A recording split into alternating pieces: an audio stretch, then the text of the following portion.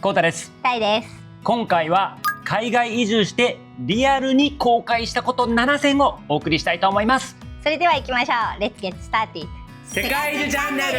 それでは海外移住して後悔したこと7選。その1つ目は英語をもっと勉強していけばよかったとそうですいね。うお話です。いろいろ昨今言われています。はい。海外移住するからといって英語は必要ないとか、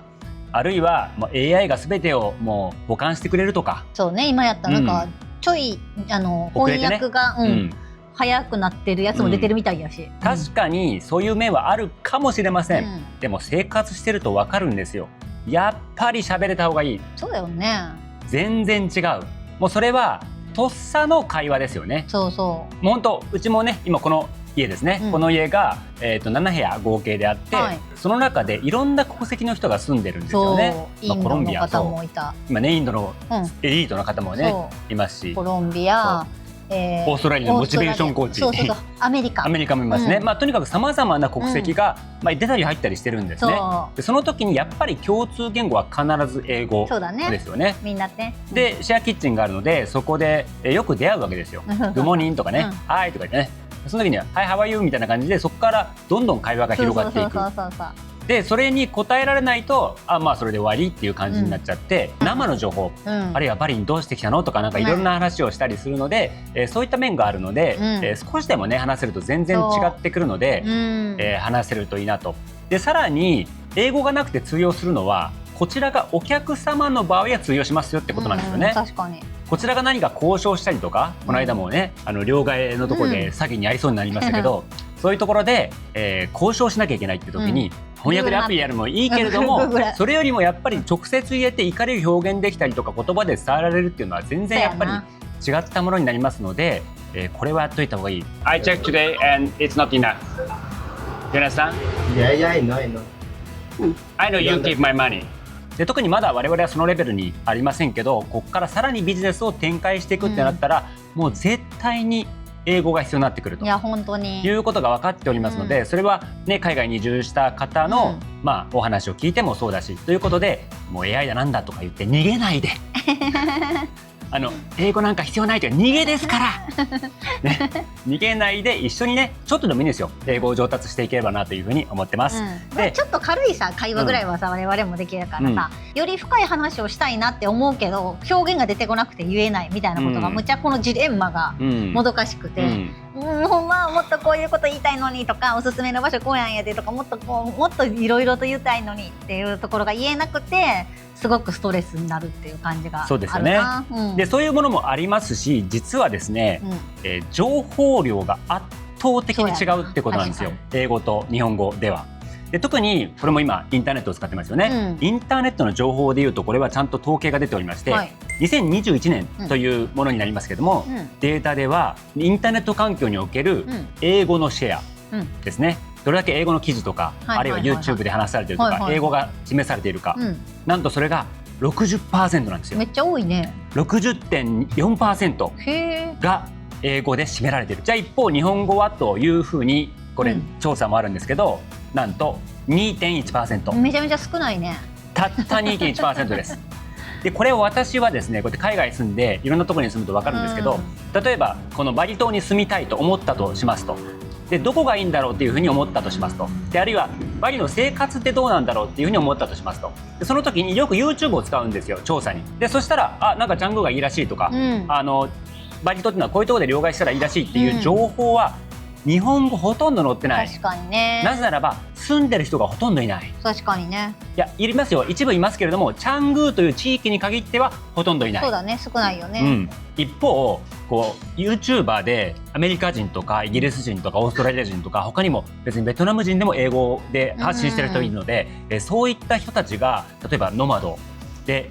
このチャングーっていう地域、めちゃめちゃ詳しく解説してるんですよ。こんなところがいいよとか、家賃はこれくらいだよとか、こういったところで、例えばジムがあるよとかっていう形で、めちゃめちゃ詳しく解説してくれてるんで、それが分かるか分からないか、あるいはリアルに感じられるか、英語で情報を入手した方がよっぽど高確率であり、なおかつ正確だというケースがとてもたくさんある。これは今一つの例ですけど、これが全ての分野において適用されるということで、英語を学ばない、英語が分からないこういうことはインターネット上のね 2% の情報しか入手することができないということになってるわけです。ぜひともね、この英語を一緒に学びましょうというふうに思います。こっちの本屋さんとか行ってさ、海外の本とか見るとさ、恐ろしく分厚いやん。あれなんでって思うぐらい分厚いんやけど。そうね。少々お待ちください。え？クッキーが。多分大丈夫だと思うんですけどね。大丈夫だ。海外移住して後悔したこと7選、その2つ目はもっと早く投資をちゃんとやっておけばよかったということなんです。で、私はですね、実を言うと投資歴自体は25年ぐらいあるんですよ。歴は意外とというか多分相当長いですよ。人生の半分以上やっているということなんですが、でさらにファイナンシャルプランナーとかの資格も取ったんですが、本格的に始めたのは2021年とか22年頃になりますという感じですね。その前まではやってた時期もありましたけど、基本的には結構貯金をしていた、特によく稼いでいた、ビジネスが絶好調だった2015年から19年にかけてほぼ貯金、オール貯金だったね、あの頃は。そうだね、貯金してたね。で貯金はすごくしていて、毎月10万円とかから始めて20万円にして、それを最終的には25万100万円っていう形で毎月100万円ぐらい貯めれるようになったということなんですが、貯金で過ごしていたということで、もしこの時期にそうやな、運用してたらな、オルカンだの VTI だの今やっているポートフォリオをやったらもう何倍になった何倍になったって話ですからね。またうちの母親のようにね、マイクロソフトに投資していたらね、どれだけなっていたという形になりますが、そういうふうに後悔をしているということがあります。で今はその2021年ぐらいから始めて投資のパワーというのを知っているので、定期的にやるようにしていますし、着実にねリスクの少ない形でやっているということなので、ぜひ日本もね政府が奨励をしています、貯蓄から投資へと。どんどんインフレが進むんですね。で進んでいるのはご存知かと思います。お米がねすごい高いとかいう形でインフレが進んでいるので、そうなると今例えば1000万貯金があったとしても、インフレ下ではその価値が以前とは違うよっていうことなんですね。1000万で今まではこれだけ使えたものが今ではこれしか使えなくなったっていうことになってきますので、ぜひともね、貯金から投資へという形で投資にね振り向けていただきたいなというふうに思います。でその時にやっちゃいけないことは一発逆転っていうことなんですね。もうこれだけは狙わないでいただきたい。よくあるんですね、貧乏な人らが仮想通貨で人儲けみたいなねそういうストーリーはありますけれども、そういうリスクの高いこの変動幅が高いものには手を出さず、最初は安定していって、もう資産ができてきたらその中の 10% とかを、ギャンブルみたいな投資に当てるのは全然いいかなというふうに思います。というわけで、投資を始めればよかったということが後悔です。そうだね、本当に思い立った今日が一番若い両学長、そうですね、倍両学長両学長というね我々好きな YouTuber さんですけど、そういうのを見ながら、ぜひ安定して、毎月投資積み立て投資のような形をしていただけたらというふうに思います。ちなみにこの世界中チャンネルは数ヶ月ごとに国を変えて移住している経営者夫婦が世界での暮らしや旅行術、移住しながらの仕事のやり方など世界にまつわる全てをお伝えしているので、ぜひチャンネル登録をお願いします。それでは海外移住して後悔したこと7選、その3つ目はコンサートライブに行っておけばよかったという話です。そうやな。我々ね東京に住んでいて、合計一緒に4年ぐらい住みましたけれども、その時コンサート多分行ってないよね。行ってないと思う。もう当然ながら東京ドームだろうなんだろう武道館だろういっぱいあるので開催はされていたんですけど、なんか興味がねその当時はなくて、あんま行ってなくて、プロ野球とかそういうのは見に行ったけど、いつでも行けるやぐらいの気持ちだったし、毎日のようにやってるからねみたいな感じでいたんですけど、こっち行ったらもう行くことができない。そうだよね。特に日本のアーティストは全然ね、我々夜遊びとか大好きですし、米津玄師さんとかね、ミセスグリーンアップルとかね、アドとかね、そういうのが大好きなんですけど、行きたいなと思っていて、よく家ではね今の家では聞いてるんですけど、もう行くことがほぼ難しい。そうなんだよ。キングヌーとかも行ってみたいし、でもちろんね海外公演も一部やったりしてますが、そこのタイミングに合わせていくのはなかなか難しいということで、日本に行った時にねもっとそういったアーティストの方のライブに行っとけばよかったなというふうに思います。あとお笑いライブとかもな。お笑いライブとかね。タイタンとか近かったのにな。タイタンライブとかね吉本もね行こうと思えば行けますしね、そういうのも行きたかったな。あとは我々好きなのが K-POP ですよね。ブラックピンクとかTWICE ですね。でそういったコンサートアジアでね結構やってるんですよ。そうだね。クアラルンプール、バンコクとかね。これは海外でも行けるパターンだでけどね。発売日の翌日にバンコク公演ブラックピンクを申し込もうとしたと。したらもう11万円の席1席しか残ってない。そうたった1席意味わからんよな。そうという状況になっていたのは、日本の方がね実は5大ドームツアーみたいなのやってたりするので行きやすかったりするんですね。しかも安いので、まあ皆さんもね日本にいるうちに日本でやれることをやっていただけたらなというふうに思います。1席しかなかったらいけないもんね。もうさゆみさん今思いますで結構終わりのタイミングっていうのきょんさん笑ってるでしょ今ね。今終わりもういますでもう閉めたよね。そしたら普通このタイミングは次だなって。海外移住して後悔したこと7選、その4つ目はこれを買っとけば日本でよかったっていうものがいくつかあります。日本で買うべきものというのがあるんです。近年ね円安も進んできていて、実は日本の方が例えばバリとか、あるいはタイとかに比べたらはるかに安いっていう場合があります。そうだね。それ何かというと3つ大きくあります。1つはスマホ。 iPhone をお持ちの方は世界中でもちろん売っています。日本が一番安いケースが多いです。そうですね、これは間違いないと思います。実際にこれも記事に書いてありますが、世界で3番目ということらしいんですね。でアジアに来ると分かるのが日本の安いものが高いんですよ。例えばダイソーのショップはですねマレーシア行くと180円なんですよ。でタイに行くと日本で110円とかで売ってるものが240円が普通なんですよ。全く同じ商品です。という形で日本で普通に売ってる商品が高くなる。でスマホもまさにそうで日本の方が安いというケースがあります。で我々が今持っているのはシャオミというものなんですけど、シャオミは海外の方が安かったりする。それは中国製なのでね。そうだね。というわけで、日本の方が安いデジタルデバイス多いよということでスマホを買ってみていただければと思います。でさらにですねパソコンも日本の方が安いというケースがほとんどです。で買っていただきたいですし、なおかつですね日本のキーボードってあれ特殊なんですよ。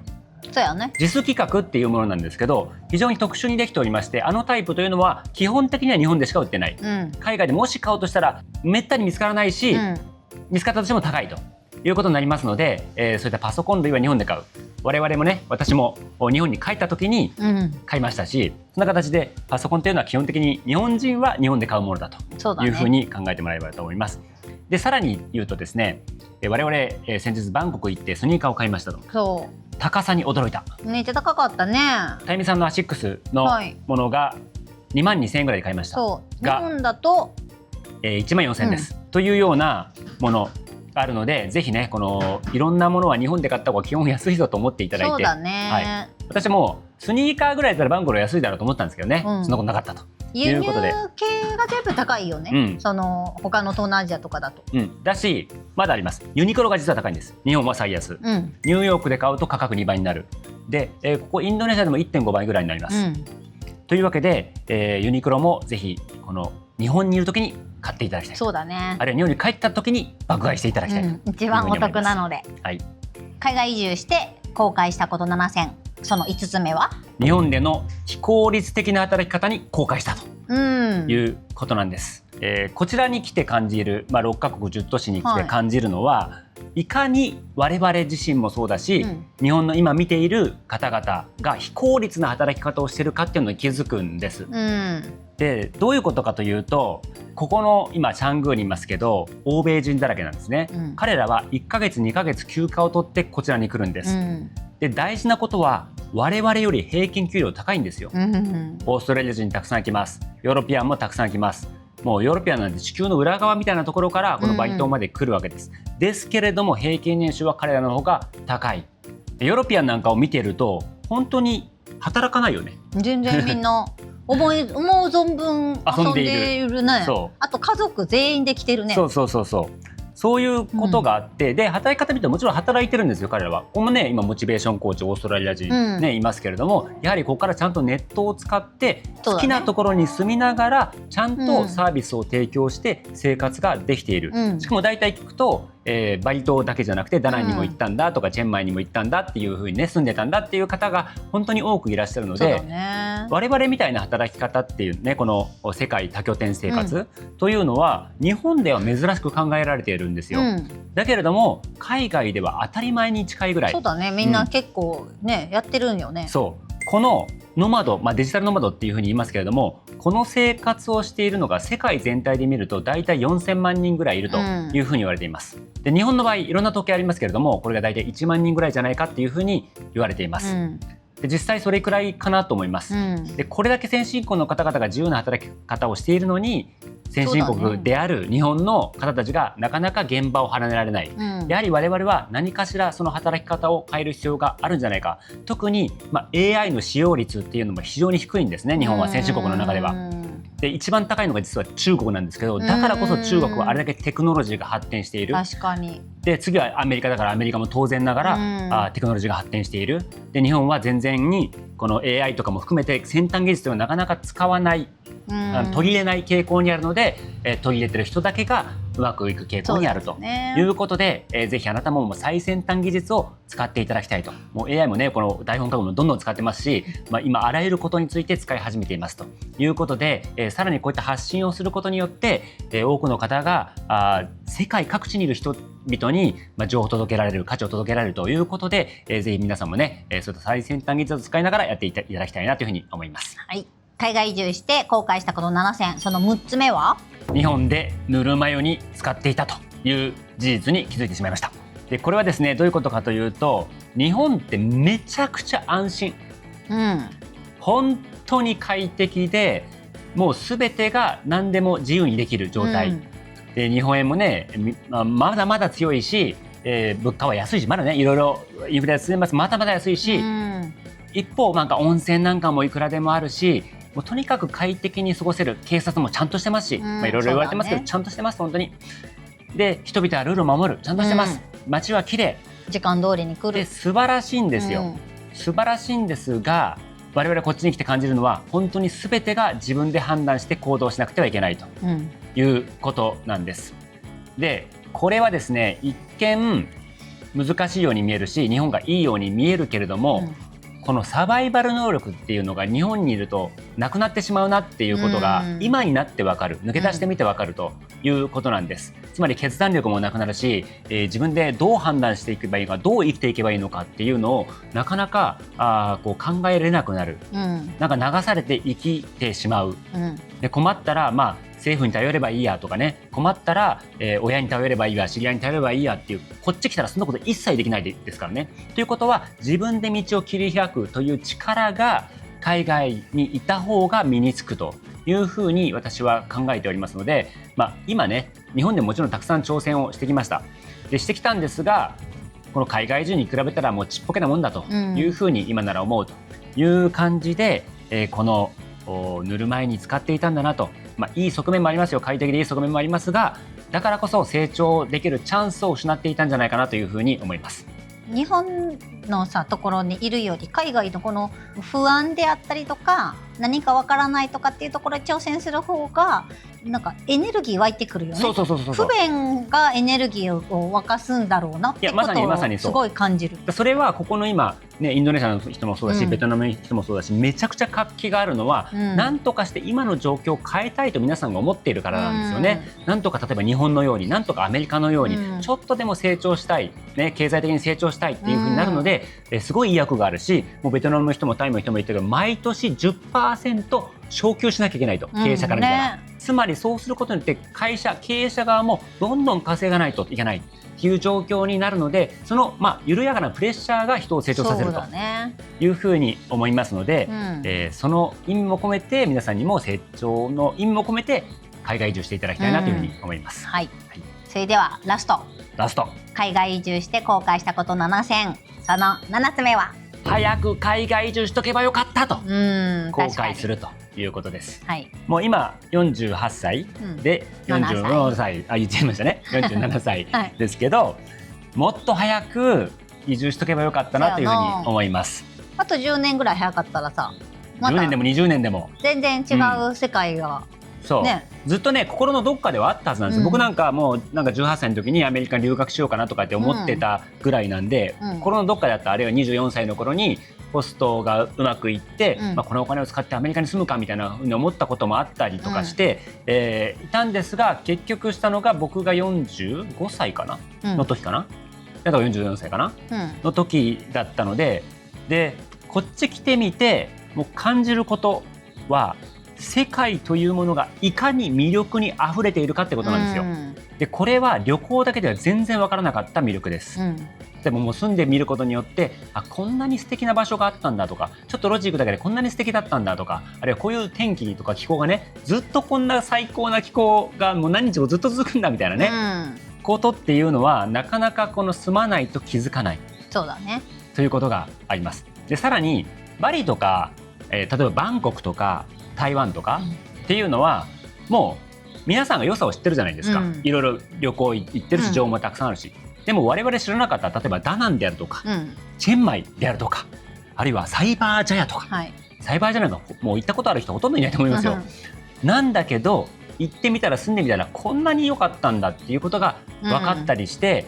それはやっぱり住むということを通じて分かった魅力かなというふうに思います。ライムさんね、もう食事もね、意外とこれ魅力的だったなって分かりますよね。そう美味しいものいっぱいあるし、各国それぞれの魅力がいっぱいあるので、そう僕らが例えばベトナム料理ってこういうもんだなって思ってたじゃないですか、それと日本で食べましたとかってあるじゃないですか。味が全然違うから、もう本場はやっぱうまいよな、もうタイ料理にしたってベトナム料理にしたって、で例えばバリ料理よくね言われるの、バリってご飯どうなんですかって懐疑的に聞かれるのね。そうやな、うまいんですよ。めちゃくちゃ美味しい、いろんな料理があってうまくて、特にタイミさんハマってるからね。ハマってしまった、なんか独特の味にハマっちゃった。そうスパイスがねいろいろ使ってあって、でどんなスパイスが使ってるかわからないぐらい深い感じがあって、とても美味しいと。そうなんですよ。でこれさらにもう一つ言うと、だんだん好きになってきますから。そう癖になってる。つまり何料理が嫌いってあるじゃないですか、この例えばベトナム料理が嫌いとかタイ料理が嫌いって、それね食べ慣れてないだけだから、ほとんどが食べてるうちにどんどん好きになってくるっていうね、僕のパクチーパターンもそうですけど、パクチー大嫌いだったんですけども大好きに変わったりとか、あとはタイミさんはサンバルソースっていうのがあって、そうめっちゃ美味しい、ちょっとちょい辛なんだけど美味しい香辛料みたいなんですけど、エビペースト、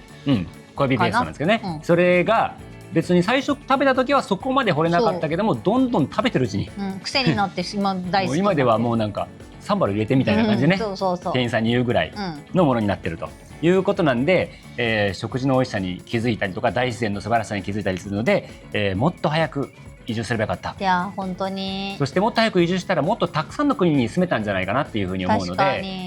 もうそれもねこれからの目標ですけど、健康を維持しながらいろんなたくさんの国に住んでみたいなというふうに思います。あとさ、国の情勢とかもさ変わっていくからさ、昔はさ気軽に行けた国が行けなくなったりさ、戦争があったりなんやらでさどんどん変わっちゃうやん。前ロシアにさワールドカップの時はあんなにちゃんと行けたのにさ、今やもう行けない感じになってしまってるし、なんかそういうのもあって、やっぱいろんなところには早めに行った方がいいなって思う。めちゃくちゃそれ大事で、例えばバリ島にしてもハワイにしても、あなたがもしかしたらタイに住みたいと思ってるかもしれないけれども、あなたが思っているタイは今のタイと10年後のタイ20年後で違うんだよと、あるいは同じ通貨でいけないかもしれないよと、同じ通貨の価値ですごい高くなってるかもしれないよと、もうバンコクそうなってますからね。バンコク今日本と同じかそれ以上じゃないと生活できないっす、正直。本当やね。ぐらいになって高層ビルだらけで、あれ私の思ってたものと違うと思うかもしれないので、早めに行って海外慣れして、でできればねいろんなところに住んでいただきたいなというふうに思います。はい、以上本日は海外移住してリアルに後悔したこと7選をお伝えしました。ぜひね海外のどこかであなたとお会いできたらと思います。それではまた世界中でお会いしましょう。さよなら。 See you around the world。 バイバイ。何ですかタイムさん。何で歌ってんのこれ。はい。なんか編集後期ですよ。編集後期。なんかやりとりとかじゃなくて、こうたんがバーって喋って5分漫画喋るっていう、ちょこっと言うって感じやから、あんまりその意味がない、いる意味ないなって思っている。なるほど。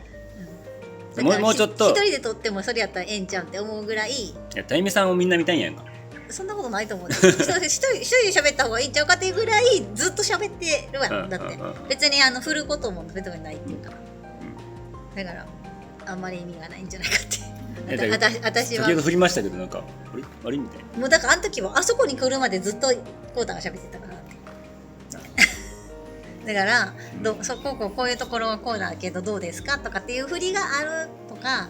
だったらなんか喋るタイミングあるなって思うけど、それ以外のところで喋ったらなんかぶっこんできたとか言われるし特に喋ることじゃないなっていう。ぶっこみはだからぶっこみいいって言ってたよ。今日の場合も調べてその後答えるって言ってたけど、それもはい特になく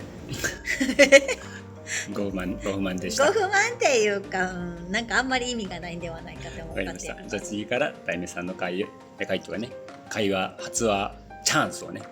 増やしたいと思います。チャンスっていうかどうしたいか、その動画をどうしたいのかによるけどこういうほらやり取りのしたいのか、こうバーって喋っていく感じにしたいのかによって違うんじゃないですかってことです。両方ですよ。両方。それは情報を届けるってことでしょ。それはだから会話の部分はなんか感情的な、ことでしょ。面白みというか。だからそのコウタンが情報をバーってお伝えするというパートですよって言ってくれたら、私はもうアシスタントに徹してそうなんですねとかなんていうの、相槌だけ打つっていうことの役割をしますんで、そう言っていただいたらって言いました。この動画をご覧いただきありがとうございます。コメント、高評価お願いします。ホームページ、メルマガ、X などやっております。詳しくは概要欄にて見てください。